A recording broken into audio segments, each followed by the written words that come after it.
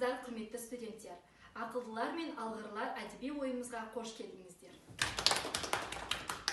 Бүгінгі әдеби ойынымыздың мақсаты келер ұрпаққа ата-бабаларымыздан қалған әдеби мұраларды жетілдіру, жеткіздіру.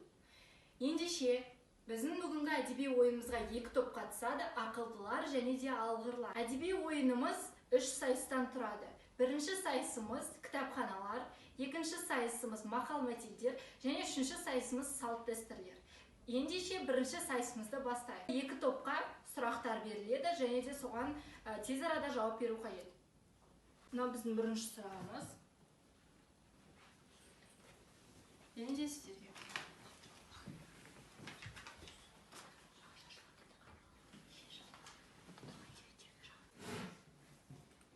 Ендеше біздің алғырлар тобымыз дайын екен, топтан бір адам тұрып, сұрақты оқып және жауабын айтса. Қазақстанда алғаш кітапхана қашан ашылды? 1910 жыл 31 желтоқсанда. Дұрыс. Ендеше біздің ақылдылар тобымыз дайын екен, жауабын айтса. Бізге берілген сұрақ: алғаш ашылған кітапхана қорында неше жалпы ұлттық әдеби жинағы сақталды? Біздің ойымызша шамамен 6 миллионға жуық деп ойлаймыз. Дұрыс жауап. Мен үшінші сайысымызға кезек берейік. Үшінші сайысымызда топ басшылар тобымен бірге ойлана отырып сұрақтарға жауап береді. Салт-дәстүрге байланысты екі топ басшыға сұрақ қойылады. Бірінші ақылдылар тобына сүйінші дегеніміз не? Екінші алғырлар тобымызға базарлық деген не? Ойланамыз. Ақылдылар тобының жауабы сүйінші дегеніміз не?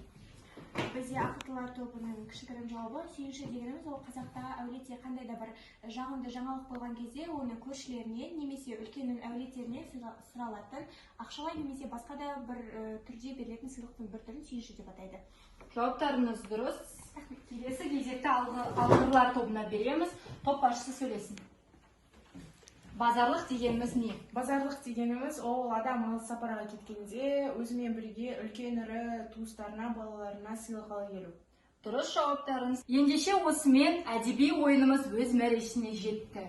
Сіздердің қатысқандарыңызға үлкен рахмет. Келесі көріскенше қош сау болыңыздар.